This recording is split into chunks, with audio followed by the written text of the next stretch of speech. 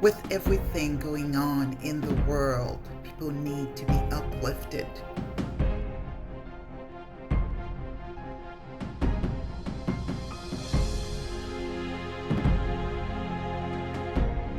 They need something that promotes character, creativity, confidence, and joy. The GRN show is not just an average talk show.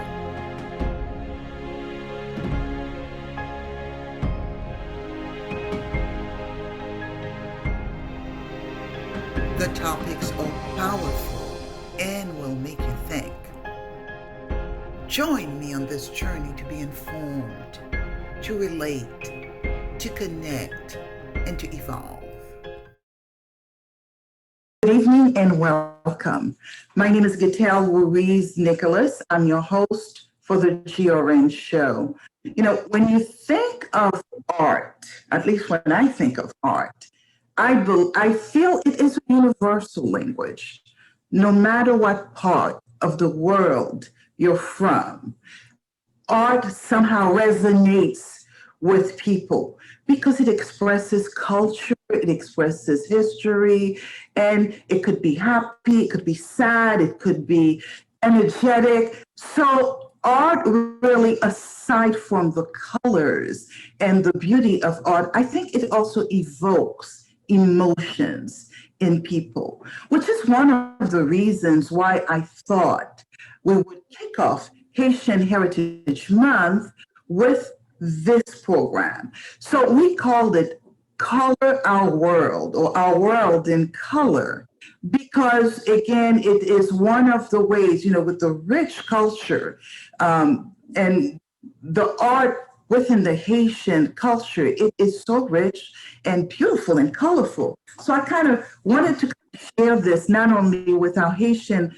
American compatriots, but also with some of the viewers who are not from Haiti. So I am so excited this evening. We have with us a couple of our renowned artists locally. I have Judith Darico. Judith, how are you today? Thank you so much for joining us. Thank you. How are you?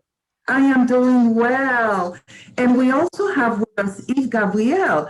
Yves, welcome. How are you today? Wonderful. And thank you for having me, Gitel. Pleasure to be here. Wonderful. Wonderful. I'm going to start with you, Judith. I'm one of those, I always say, I don't know how to draw. I love art, but that's not one of my talents. So I shy away from it. So my first question to both of you is, tell us a little bit about your background, because obviously you did not start as an artist. So Judith, I'm going to start with you. Okay, great. So I'd like to say hello to everyone, the viewers. I'd like to thank you for inviting me over here to the GRN show. It's a pleasure. It's an honor. And I will tell you a little bit about me. Yeah, I didn't start off as an artist per se, but I feel like I always have been an artist. I feel like I arrived in this world as an artist, to tell you the truth. Okay, so my name is Judith Solomon Derricow, and I know that's a mouthful, so we're just gonna go with Judy. I was born in Haiti, raised in New York. I have two awesome children, a daughter and a son, in that order. I'm a paralegal by day. Art is really a hobby that has grown legs. It's something that I do to bring down my stress level. It's something that I just totally enjoy, that I can just put away all the problems of the world. They just melt away when I'm in front of them. Nice. Yeah.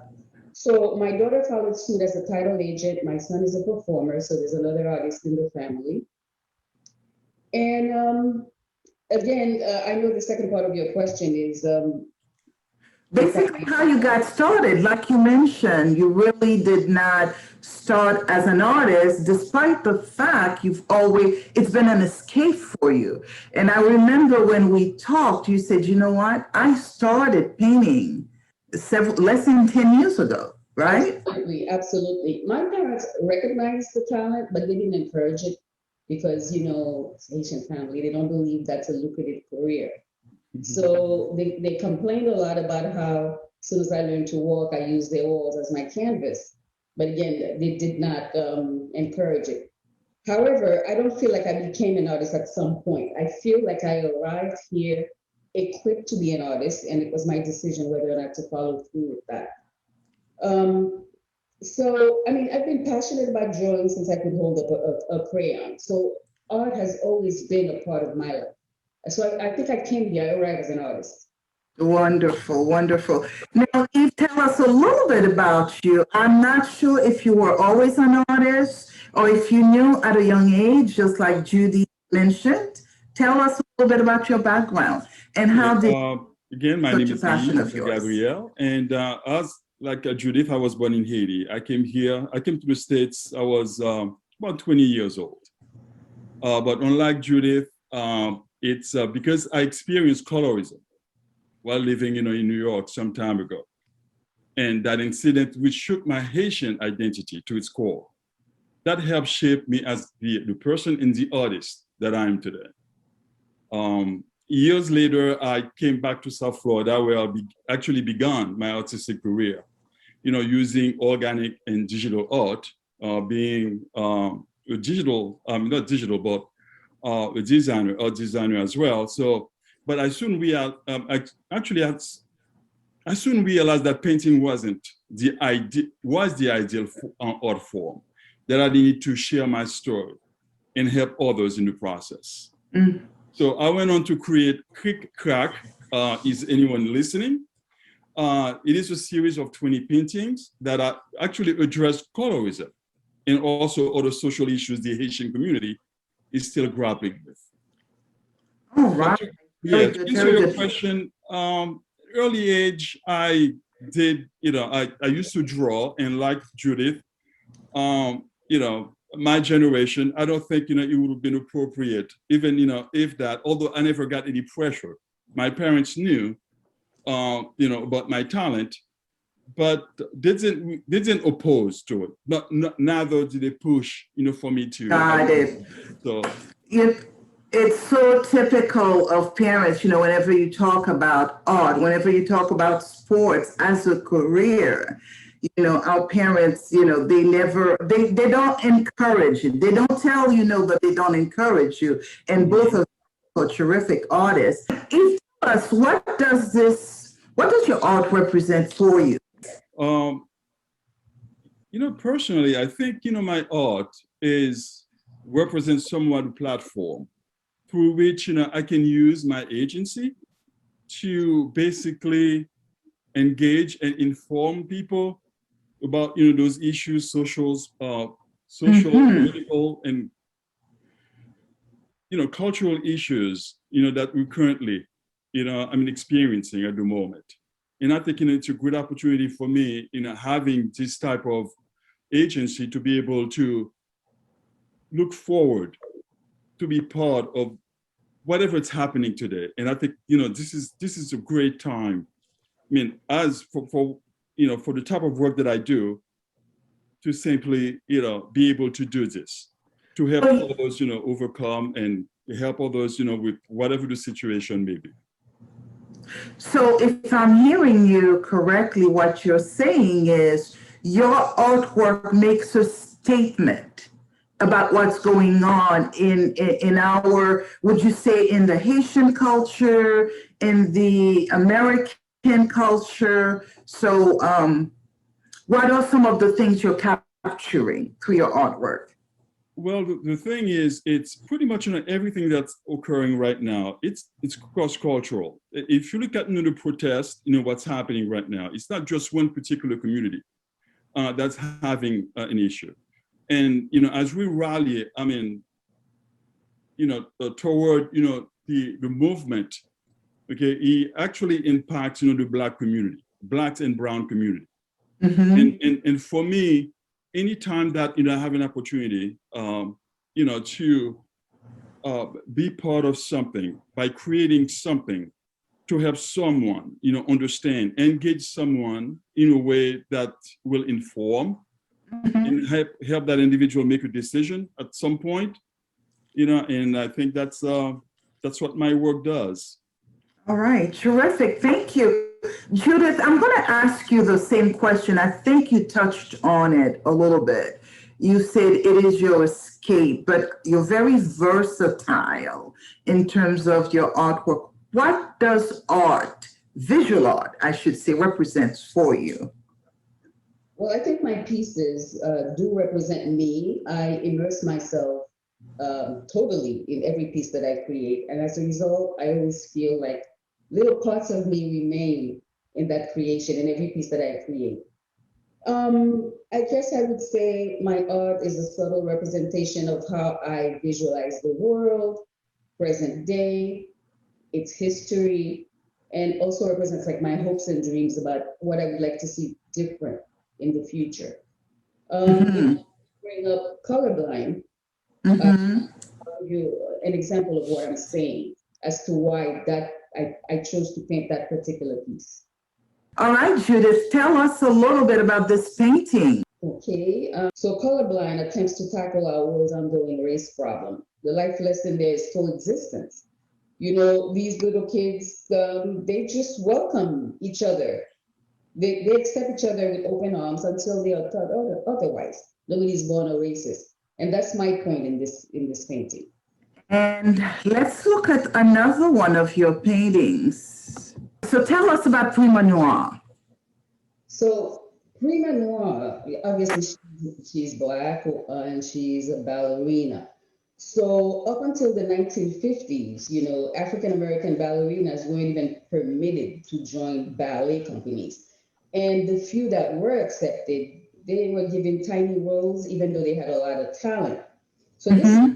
that was my point for painting a black ballerina and calling her prima, because even when they accepted them, they never allowed them to become prima ballerinas. So Mm-hmm. I'm saying this one is a prima ballerina in spite of the fact that she's black. And that's the message. So this one's supposed to represent diversity and inclusion. So, you know, anybody looking at the picture, the painting, they just think, oh, a cute little ballerina girl. But, you know, there's method to my madness. I've got a backstory. Beautiful, beautiful. And let's go to the next one. Tell us about Bubbles. So bubbles, first of all, I want to say that I love painting children because it just makes you feel so good to see a happy child enjoying childhood, right? So when I paint children, I'm trying to convey happiness. And so in the bubbles painting, this little girl is just having a good old time, not worrying about the cares of the world, just enjoying being whatever age she happens to be. So she's intended to lighten the mood. People see pictures of or paintings of children and they smile, you know, because it awakens the pleasant childhood memories for them. But meanwhile, we also have, yes, all these memories are all wonderful, but when we see these children too, we have to bear in mind they are the future, and we should be mindful of the quality of the legacy we're passing on to them. Because I don't know what's happening in the world today. But I think about these children that are growing up now, and I'm wondering what is it that they're going to inherit? What is it going to be? Right. Well, this certainly is a happy picture. I Absolutely. just love it. Absolutely. Very happy picture. So let's take a look at your next painting. All right, well done. This is Woman. Mhm. Woman. Yeah. This one, you know, people ask, oh, what is she, black, mixed, Italian, Spanish? I'm like, no, she doesn't need a label. She's just a woman. You know, her race or national origin, religion, that's not important. I'm just attempting to show the woman's feminine mystique, you know, that quiet wisdom, that spiritual beauty that is woman. That's all I'm trying to show there. And she's got a crown because I think we are worthy of wearing that crown. We wear so many different hats. We deserve to have a crown as well, you know? And when I talk about, Beautiful. I'm not really just referring to the, you know, that delusional feminine ideology that that the society is pushing upon us. Because that's not my point at all. I'm talking about more of an inner beauty. I'm talking about the essence of authentic femininity. That's what she represents for me. Got you, got you. Black Gold is, tell us about Black Gold. That is beautiful. Black gold, you know. I look at her and other people look at her and they don't really know if I'm talking about the gold that she's wearing or her black skin. Maybe, you know, I just let it be whatever comes to somebody's mind, however they want to interpret it. But I wanted to show a Black woman's beauty. And I also want to say that she's worth her weight in gold. That's it. Very regal. She looks quite regal as a queen. Thank you. All right, Judith, I think those were amazing pieces and certainly depicts, some of the things you've talked about. You've talked about, being colorblind in that one painting. You've also talked about how regal, a Black woman is. So I really love the art. And Eve, your art is quite different. Yeah. When I look at your artwork, they always make a strong statement. So share with us some of the work that you've done and walk us through the process, the thought process. Sure. Yes. This piece here, okay, the first painting, as a matter of fact, well, it was the third painting that I created for that series. Remember when I talk about the crick crack, is anyone listening? When I was doing this particular piece, it actually brought back, that memory that we talked about when my identity was questioned.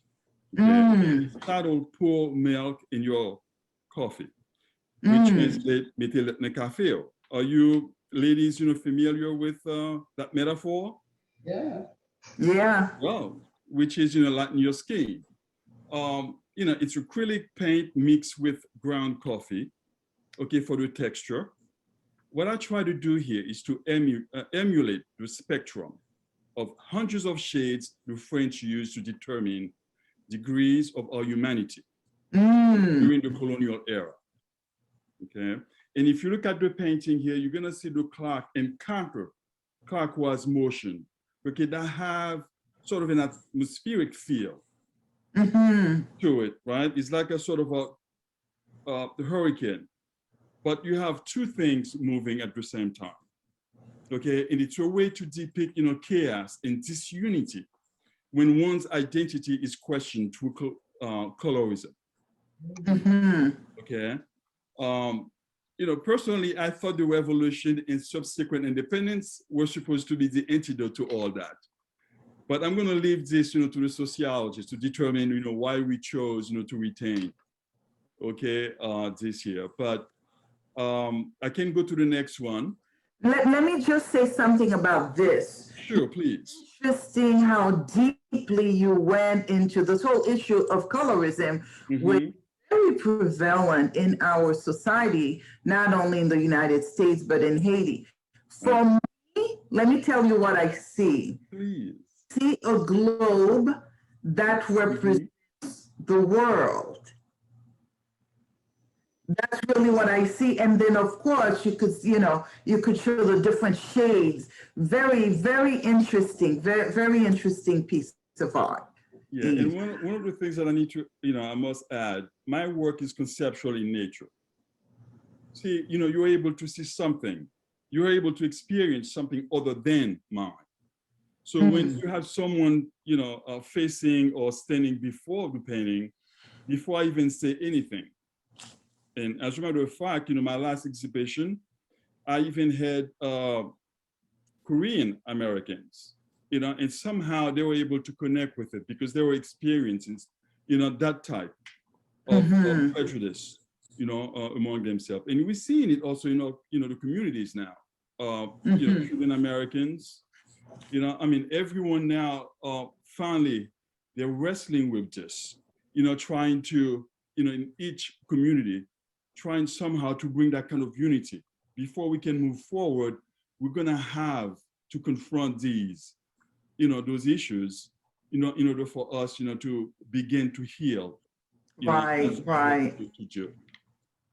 So okay, the next one, and pause. The next one, it's, if you look at the title, you've always liked black coffee. I also use that metaphor, and it's the same thing again. It's conceptual in nature, also painted. And by the way, I mixed it, with ground coffee. I mean, the textures you're actually looking at, okay, it's ground coffee mixed with acrylic paint, okay, for the texture. Also has a similar atmospheric feel if you look at it, okay? But the clockwise motions, okay, along with a closed circle, okay, bring us back to the notion that, being Haitian has nothing to do with our complexion. And that's what I'm trying to depict here, okay? But rather the essence, and I believe, Judy touched on that as well, is, rather the essence of our Blackness we all share through our unique cultural experiences, music, and that's what, this painting actually represents. What we would want, for it to be unified, in our Blackness, our culture, okay, what it's meant to be. This one, I see a very modern piece. And again, perhaps for me, it is the neutrality, very neutral, that I am seeing here. And very modern. To me, doesn't represent Haitian art. It could be with any culture. Okay. Yeah, it's contemporary. Yeah, and thank you. You ready for the third one? Yes, by all means. Okay, thank you. And here's this one here. It's Est-ce que vous m'aimez? Do you see me? And I think, there's, as Haiti is going through that impasse, we're seeing, all the chaos. And I thought, it was important, okay, to create a painting that reflects, not simply, the joy, what we enjoy, but rather who the marginalized actually are. Okay, and what this painting does, okay, it reflects on the way we treat the marginalized. And the brown paper that you see on the surface is sewn to the canvas with blue and red yarn that represent the elite and middle classes' inability to empathize with their plight, but also the temporality of this condition that can be resolved if they show empathy toward that class. And if you look at the spotlight, okay, anyone will say, perhaps, will see that it's shining, okay, light, on those individuals, but it's the opposite. Okay, it's not meant to recognize the marginalized invisibility, but rather to shed light on the well-to-do families' intent to mischaracterize their intentions when they seek better living conditions through peaceful means. I mean, we see those individual protests, we see them, but we always find a way, okay, to either criminalize them or dismiss them, okay? As we go into that impasse, okay, at this particular moment, and I certainly hope, we don't forget that the majority of the marginalized are not the ones terrorizing the country, because they tend to conflate the two. They try to bring everyone into the fold as if, they're the ones now. And I think, it's a time for us to finally, realize that, okay, our stake in this. Haiti will never get better, okay, if we continue to treat, those individuals, okay, to see them, not to see them, because right now they're invisible. And yes, okay, I can see that. And yes. It's interesting. You said, do you see me? And, you have the flashlight. Immediately, I picked up that they're invisible, despite the flashlight. Despite, yes. And it's not because they're invisible, because it's the fact that, when they come out and they tell us, okay, what their issues are, and yet, we tend to ignore their plight. Got it.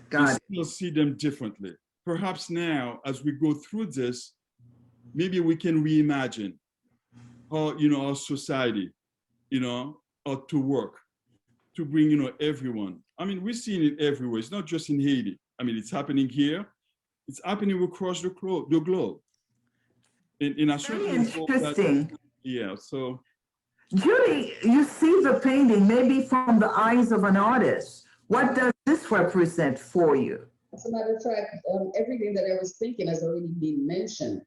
It's the first time I've ever seen his work, and it is very interesting indeed. And to have the point of view of the artist himself tell you what his intent was, I'm sitting here having a really good time listening. You know, it is very interesting indeed. I don't really know much. I should be embarrassed to say about what's happening in Haiti, but this kind of stuff sort of open your eyes, one's eye, as being from Haiti, that you should get a little bit more involved and know and understand what's happening. Mm-hmm. So, Absolutely. You have one more for us, Eve? Yes, I got two more, I believe. Go ahead, please. Let's see them. Okay. The next one, again, it's called Hidden Misery. oh, gender inequality. That's a big one for me. Yes. And also it has, you know, I mean, colorism. And I even went further because, you know, we thought that's something now with Creole, you know, being one of, you know, primary languages, you know, being spoken in Haiti, but we still have, you know, I mean, those who continue to misuse it, to denigrate, you know, those who can, you know, even, you know, who can even speak it. And the reason why I put this on there, and it's, you know, we all, you know, all Haitians speak Creole. Mm-hmm. And yet, you know, we find ourselves, you know, at that crossroad, still trying to figure out, you know, exactly who we are, you know, in the process. Mm-hmm. And I think, you know, it was, you know, I needed to do this because, you know, I've talked to some friends and even relatives, and they thought, you know, this is something that no longer existed. But, you know, when I went to Haiti, and it's still there. And that's something that I think, you know, I mean, we tend to deflect at times. And I think these are the things that we need to speak. We need to confront them. Okay. So tell me, the red writing that I'm seeing around and in the painting, what do they represent or what are they saying? These are statements that are being made. And I can't even read them because actually they're written in Creole. You know, and one of the things that my work is not really to, and I know my work is not confrontational, not at all, but they're very engaging. Gotcha. They speak to Absolutely. you. Always something to talk about. Yes, and I always, you know, tell, and that's something that I observe all the time. My work is not pushing anything onto anyone, but rather it actually invites you, you know, to have a conversation, whether with yourself. Once, you know, you realize that a conversation needs to be had, it's a lot easier for you to go out and express it in any way that you want to. Very nice. Next one. Next one, which is the final one. This has to do on containable tears. And as a matter of fact, I created that piece in 2015. That's when, I think his name is Orlando Castile. Forgive me if I don't, you know, when he was killed by the police. That was the first, that 2015. And since that time, till today, I cannot complete that piece. Because I keep on writing the same things, okay? Blacks, you know, being killed, being mistreated. And that's what you're seeing. And you're seeing mothers crying all the time. Even today, before I came on, okay, you had, you know, someone, I believe, you know, in North Carolina, you have those, you know, those family members again, shedding tears. And I'm hoping, you know, someday that will stop writing on this one. And I hope this year, you know, this will be the end.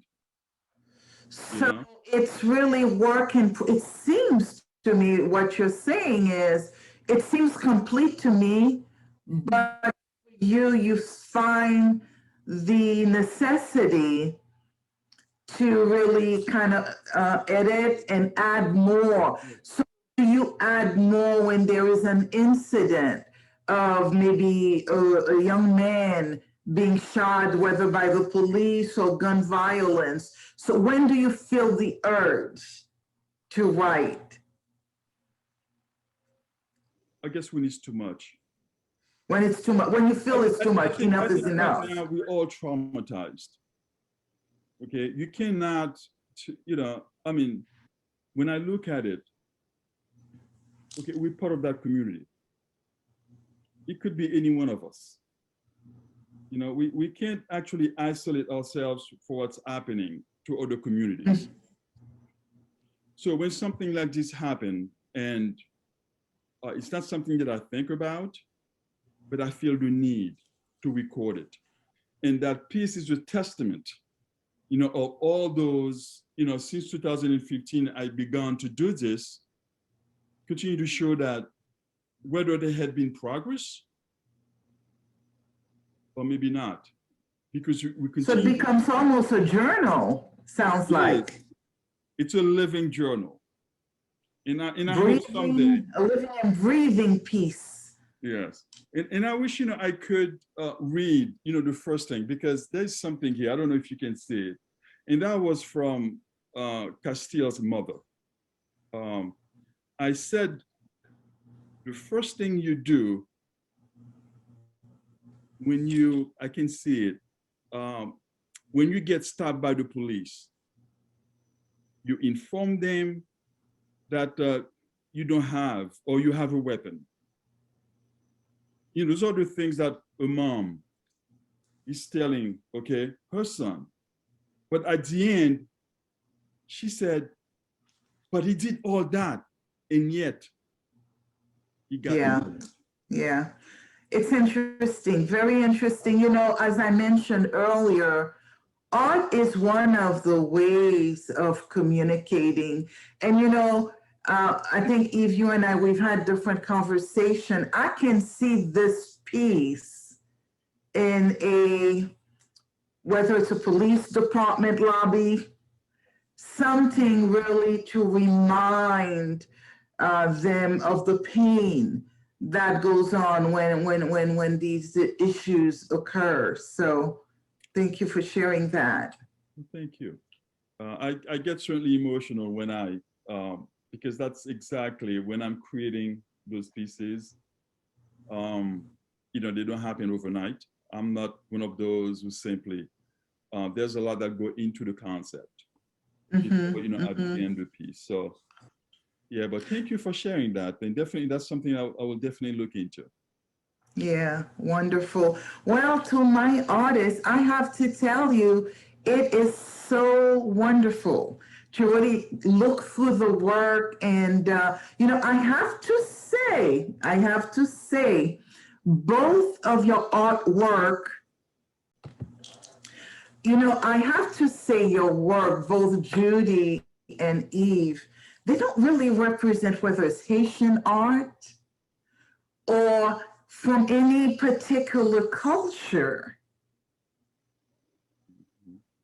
So I'm so used to the vibrant and, you know, the typical, and your work is, again, it goes back to what I said in the beginning of the show. I think art is a universal language. It can really mean different things to different people. And in your art, it does not address specifically our culture. Am I correct to say that? Was that the intent? Well, if you look at detail, the same thing, you know, we are experiencing, okay, they are cross-cultural. Colorism doesn't, you know, stop, you know, I mean, in Haiti. We see it happening, you know, in other communities. You know, the mistreatment, okay, of those, you know, marginalized, okay, we're actually currently living it here. So those are the things that, you know, I mean, when you look at it, and that's what it will do us a disservice thinking that, you know, some of the things that our neighbors are experiencing, okay, we should remove ourselves. Because if you broaden the lens a little bit, and it's easy for you to see what's happening in Haiti, can be actually compared to what's happening here. Judy, tell me a little bit about your pieces because I also found them to be pretty universal. Although we talk about, the dancer you call the prima noir, there is a little bit about our, how would I say this, our race, if I may, in them. Um, Share with me or share with our viewers, when you created those pieces, was the intent to be cross-cultural, as Eve mentioned? I never really have an intent. I have an image in my mind, maybe from the internet, maybe from dreams, maybe from just my spirituality. And I feel like painting something, and I do. And I don't stop to consider what the culture is going to be or not. Got it. Because So the culture is not speaking with you. You're inspired by what you see at that particular moment. by the same token, at my house, I have a huge stained glass window, and it's a woman dressed in a carabella and mountains behind her and palm trees. And it's obviously in Haiti, and she's dressed in the Haitian cultural garb. Yes, that was pretty intentional. But somebody actually asked me to paint that. It sounds beautiful. And I used myself as the model. I was wearing the carabella. So that's what Okay. it's at my house. So, I mean, in my studio, I have about 30 or 40 paintings. So if you go through it, you can find some that you might think that maybe I was thinking about culture when I did it. But no. First of all, I didn't have the pleasure of growing up in Haiti. So I don't really know much about the culture. That doesn't stop me from being 100% Haitian because my parents made sure to that. But I don't really know much about the culture. To me, if I'm painting about blacks, it's blacks from all over. Got it. And Got it. I paint a woman, I don't even stop. Sometimes I don't, I know I'm going to paint a woman and she's going to wear a crown or she's going to be this queen sprawled out, but I haven't decided if she's going to look Italian, black, white, whatever. Mm-hmm. Mm-hmm. At some point, I make that decision, obviously, but Got it. never at the forefront of my mind that it has to be anything cultural. I've had people come in my Oh, and say, hey, this is not Haitian art. I'm like, well, I'm Haitian and I'm the artist, so it's Haitian art. I have to tell you, when it comes to art, I can talk about it all day. And certainly the artwork that you've shared with us and also your thought process were quite insightful. My last question to both of you is if a child, is this something that they develop at a young age? And if a parent sees it, what would you recommend? I'll take that one before you. Okay. Okay. I have often like I said, my parents did recognize I had that talent from a very young age. They talk about it all the time. But again, I think Eve touched on it. They didn't discourage me, but they didn't encourage me. They were like, oh, this is something you do for fun. But sometimes I stop and I wonder what it may have been like if I was encouraged from that young age, what my skill level would be at this point. Because as I told you before, Gita, I started painting like maybe 10, 12 years ago. But I was Um, my entire life, I'm always drawing something, sketching something, and trying to catch somebody's likeness. And actually, that's my favorite thing to do is portraits.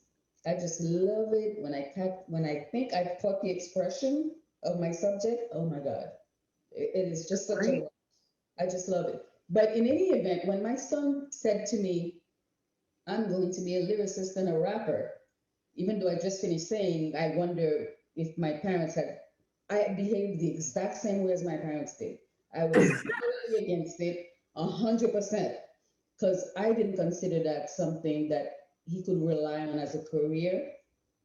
And I tried everything in my power just to dissuade him from going that route. And now I look back and I'm like, wow, you know, It's a good thing you kind of let it go and let him find himself.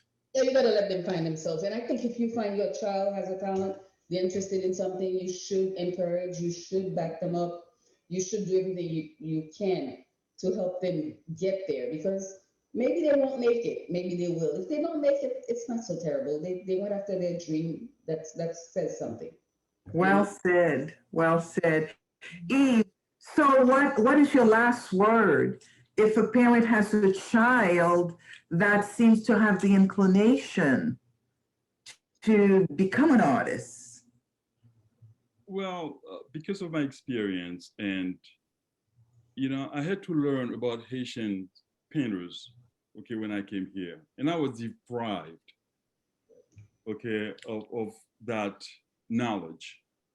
And to me, and this is why I took, and I do meet young children, and I talk, to them, and I just want to make sure that they understand it's not, if you have this inclination, if you feel that that's something you want to pursue, I mean, at a young age, it may not be that, but at least, give those children, talking to those parents, that opportunity to explore.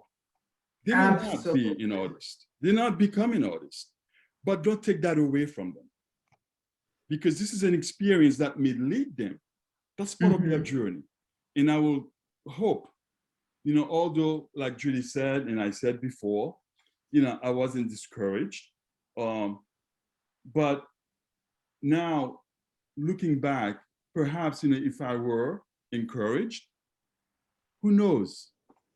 Yeah. Who knows? And that's your question mark. Yeah. All right. Well, we certainly want to make sure that, the next generation, we don't want them to wonder. So I'm one of those, you say, okay, this is what you want to do, but make sure you have an education, so you can manage yourself as a business owner. So I certainly want to thank you both for really sharing your knowledge and your talents with our viewers. Thank you, thank you, thank you. And I'm sure you're going to be busy this month, and I will look forward to when we can go back to galleries and exhibitions again, as we've done before. I've seen both of you before. So once again, thank you, Judy. Thank you, Eve, and have a wonderful evening. We'll be right back. We're going to take a quick break. I want you to know you matter. There's nothing, not a single thing that's more important to the future of America than whether or not young people all across this country can achieve their dreams. We're the ones to inspire our generation to rise up, take action, and stand for the idea of opportunity for everyone. Not just for the sake of young men like me, but for the sake of America's future. We're the ones to not give excuses, to not wait for permission to challenge biases. We just do. We're the ones to act, to bring our unique gifts and talent. To make sure America lives up to its grand ideals for our children and our neighbors' children. Because our futures are all tied together. I am my brother's keeper. We are the ones. I am my brother's keeper. I am my brother's keeper. I am my brother's keeper. And I want you to be too.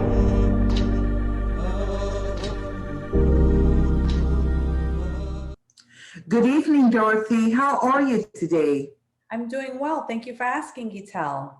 I love your gray in the background. It just kind of reminds me of my conversation with the two guests that we had this evening. We had two artists, Judith Juraco and Eve Gabrielle, talk about some of their pieces of art. And I have to tell you, what I've learned is, obviously, this is a talent that they've pursued at a later date. And I am telling you, phenomenal, phenomenal work. And it goes back to my belief that art is universal, definitely universal. So what do you have for us tonight? Well, tonight, my topic I'll be sharing with you is discovering your creative side. Did you know tapping into your creativity helps to improve healthy brain function, mental and physical health? Not many people think about creativity being associated with health, but It takes a person's mind away from stress, anxiety, and even depression. Doing something creative gets you to focus on what interests you and become innovative in your own way. The gratification of being innovative and creating something you've done brings and increases a sense of happiness. Well, here are some awesome, useful tips on discovering your creative side. First, discover your creative side. Know what it is that you have an interest in that puts you in a frame of thought, creating a challenge that brings that enjoyment. The thing that takes you away from the usual and brings satisfaction to you. For example, dancing is one, artistry, being musically inclined, or even being innovative. Secondly, have no doubt. If you want to explore more your creative side, first, you need to trust your innovative thinking will work. Have confidence in your work or even thinking. That gratification only comes when you believe in what you do and the journey you took to get there, especially all by yourself. And finally, relax and help ignite your creativity. Scientific research shows that listening to uplifting, happy music helps to bring out your creativity, meaning being authentic in your ways and creating one of a kind. So if you have a happy playlist, play it while working on your creative artistic side. So there you go. Here's my tips for this week on discovering your creative side. Awesome. Thank you so much. And, as you're talking, I do agree with you when sometimes even creating like a poster or even cooking, I love to explore my creativity, and music definitely helps it. Thank you so much, Dorothy. And until next time, have a good evening. Talk to you Saturday. Bye-bye. Bye-bye. Hey guys, I never do this, but I have to tell you about this great channel that I found, Aries Vision Television. It's on Roku. It's a Haitian American channel and I love it. They have such great stuff. Movies, TV shows, children's shows, really anything you can imagine. So, I've really been binging for hours. If you are looking for something great to watch or know anybody else who's looking for something great to watch, let them know about this channel, Aries Vision Television. We are back. And as you have seen with the artwork that Judith presented, as well as Eve's, art is a way of expressing ourselves. And in some cases, it really expresses joy, innocence, the colorblind picture that Judith shared with us is very appropriate for this time, as well as the artwork that Eve Gabriel shared with us, his statements about what's going on in our political environment currently. So it is quite encouraging to see how one can really express themselves with their artwork. And with that, I want to leave you with a quote. It basically says, art is a universal language, and really it is one of the ways that one can leave a legacy about their culture, their tradition, as well as something to leave behind for the rest of the world. So as we celebrate Haitian Heritage Month, I want to say good evening, and until next Saturday, have a good night.